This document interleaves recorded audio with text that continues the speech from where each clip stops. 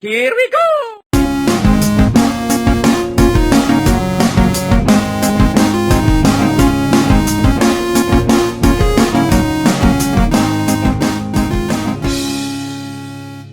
Hey guys, today I'll be showing you how to get nearly perfect symmetry in your clay sculptures with little effort and next to no sculpting experience required. Now so far I've only actually made two sculptures myself, my Dragon Priest mask and my N7 helmet sculpture. But you'll notice that in the photos here, the symmetry is actually pretty good, and these are my first two sculptures ever. The Dragon Priest mask was actually my first sculpture ever to be done, and the symmetry on that is almost spot on. And the way to do this is to get a really good base. The base is what you're going to be building up on top of, and if that has perfect symmetry or near perfect symmetry, then you can bet the rest of your sculpture will turn out very similar symmetrically, as long as you're very careful about putting your details on. Now I'll show you exactly how to do this. So let's take a look, shall we?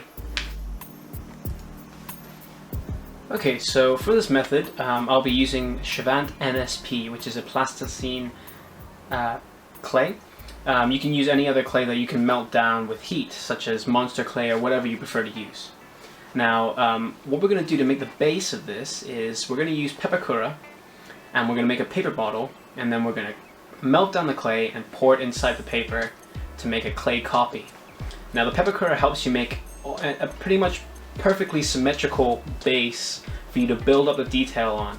So what I usually tend to do is I look for a pepakura model that is relatively low definition, none of the really small detail because it's hard to actually fold into the pepakura itself, but it's really easy to sculpt in with sculpting tools. So usually you'll be able to find a pepakura file for what you want to make. If it's pretty popular, you'll definitely be able to find a file. But if you can't, you can always model it yourself. So this mask I modeled myself. It's the El Diablo mask from Army of Two Devil's Cartel. And it took me, I don't know, maybe 3 hours to model this. I am by no means, experienced with modeling. This is one of my first 3D models ever made, and it seems to have turned out pretty well. So you can all pick that up, but that's something completely different. So now I'm using the program Pepakura. You can go online and download that for free. I'll put a link in the description. But what we're going to do here is I'm just going to show you how to scale things. So if you click this button here that looks like 4 A4 sheets, it'll come up with a table like this, and it has height, width, depth. This is all in millimeters, as you can see here. And this is just the maximum width, maximum height, and the maximum depth, which is in towards the screen at the moment. This is just to help you scale your piece, whether it be a chess piece or a mask. Now, the easier way to be a little bit more accurate is if you right click on this right portion of the screen, you can click down here at the bottom where it says measure distance between 2 points. After that, you can actually select 2 points on the model. You'll see it draws a line across there. And when I click the second point, it actually gives me that distance here. Now, this just helps you sort of tailor it to your face or whatever part of your body you've measured much better. So once you've got it all scaled properly, you can print it out. You can see here, there's my pieces. It's 6 pages. You'll want to print out onto cardstock, which is a little bit thicker than paper. This just helps it keep its shape whilst you're pouring the clay in, because the clay is hot and it doesn't soak into the paper, but it will soften it from the heat and just the sheer weight of it. So make sure that you're printing on cardstock. Once you print it out, you'll start to put it together.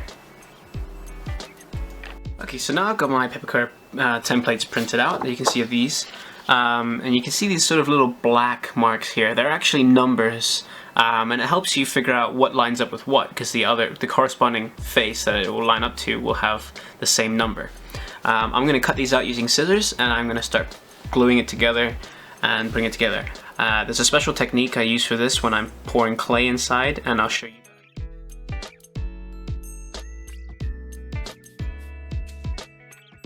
Okay, so once you've got all of your pieces cut out, you can start putting your Pepakura file together.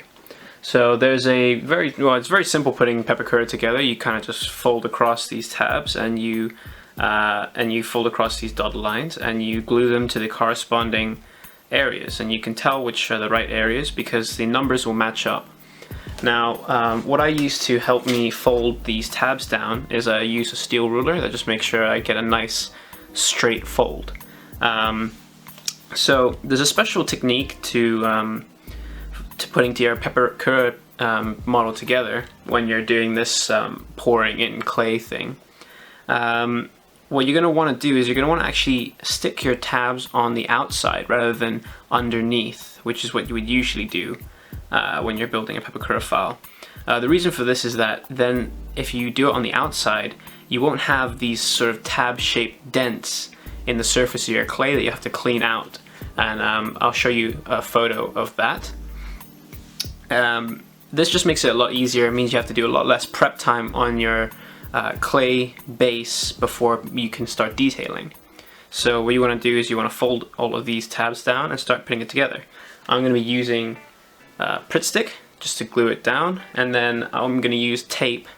One, because it will just help keep the tab in the right place whilst the glue dries, and two, it also seals up these seams because it's not going to be you know, watertight, or you know, it won't stop the clay from flowing out. So the tape over the seams actually will help stop the clay from flowing right out of the paper model onto the outside, which you don't want. So I'm going to do that now.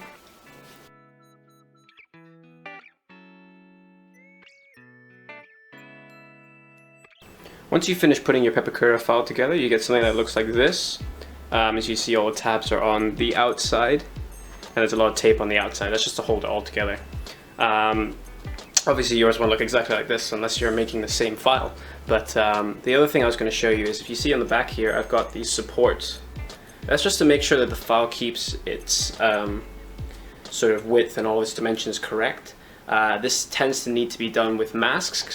This is actually paper, but I've done here is I've taped some foam board onto it just to make sure that the paper struts stay straight, because if they sort of bow in the middle and they bend like that, then obviously you're not getting the correct width. So the next step will be to melt down clay and start pouring it inside. For the step where you're putting the molten clay into the peppercura model, what you'll need is a bunch of clay. This is Chavant NSP, but you can use any other meltable clay, such as monster clay or whatever you prefer. These are all just sort of extra bits from old sculptures that I've done. But anyways, you want to break it into small blocks or smaller blocks, as that'll just help it melt faster. So I've got little bits like this.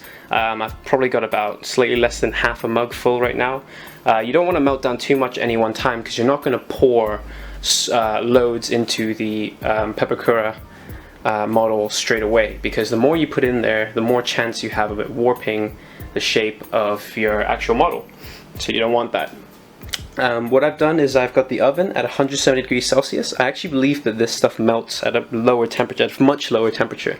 But having it at a higher temperature helps it flow a little bit better, keeps it from solidifying too early when you're sort of slushing it around inside the mask. And yeah, and it will just melt faster, so I do that. So I'm going to stick this in the oven. What you want for your container is you're going to want a mug, an old can, a jar, whatever, any kind of container that can go in the oven.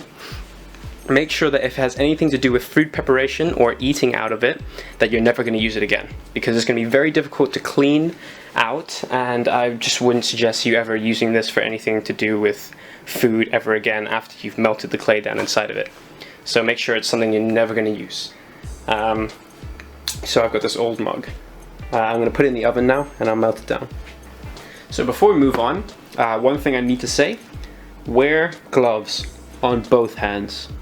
Don't ignore this. Seriously, I know this from experience. I got a really nasty second-degree burn on the palm of my hand because I was doing this and I wasn't wearing gloves on both hands. I wore it on the hand that was holding the mug, but I wasn't wearing it on the hand where I was holding the peppercura model, and it wasn't because the heat went through the paper so much. That's not too hot. It's because I accidentally spilt a little bit over the edge into my palm, and that's like 170 degree clay, so make sure gloves, both hands.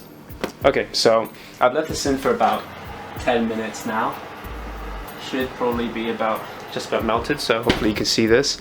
You can see sort of like a lump there, but actually if you kind of move it around a bit, you see that actually it is basically all liquid. See, and that's kind of gone now. So I'm going to start pouring this in now.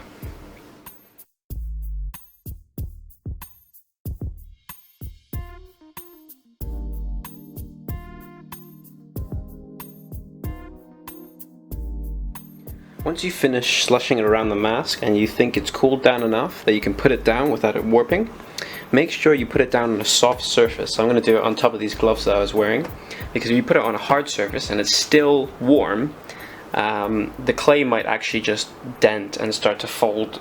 Any angles you have might just start to flatten out onto the surface. So you don't want that. I had that happen the first time I did this, so I'm going to set it down on something soft, which is these gloves, and I'll leave it to cool. That was the first layer. I'm going to do a couple more thin layers just to build up the strength. Make sure that when you do put it down, you've let it cool, you've held it and just let it cool on its own for a little bit first, because if you put it down straight away, even on a soft surface, it'll start to warp the model. Okay, so now that I've got a couple layers in here, I'm going to remove supports where I think they can be removed. I've got a lot of clay in this front section and up the sides here, but I don't have very much around this edge, so I'm not going to remove these two supports, but I will remove these ones. Okay, and with those supports gone, you can see that I actually haven't gone right up to the edges in this. That's just to avoid spilling. Now what I'm going to do on my next layer is I've got here a silicone brush, so that the clay won't stick onto the brush, and I can just remove the clay off the brush really easily. Now again, this is for my own personal prop use. I'm not going to use this again for cooking or whatever. What I'm going to do is after I poured it in, there's always going to be like a little bit pulled on the inside that I can't move around too much because there's not very much there, so it won't flow around very much. So I'll just dip this into that pool inside, and I'll brush it around the edges just to make sure the edges get clayed up as well. I'll also start doing that for these areas, and once I've got enough clay, I'll remove this support as well, and I can just start to slosh it around without having to have all of this in my way. The other thing I want to say is that you want your final piece to be quite thick. There's no reason to leave it thin. If you have enough clay, just put as much as you can in, because the thicker it is, obviously the more sturdy it will be. And when you're sculpting, if you're like putting a lot of pressure on the surface, you might actually split it. So if we grab a piece of clay here, this is from one of my old sculptures, you can see that it's quite thick. I'd say that's about ½ an inch to an inch thick at any one point. So you're aiming to get it to be about that thickness. Oh, huh. It's from my old Mass Effect helmet sculpt. Yep.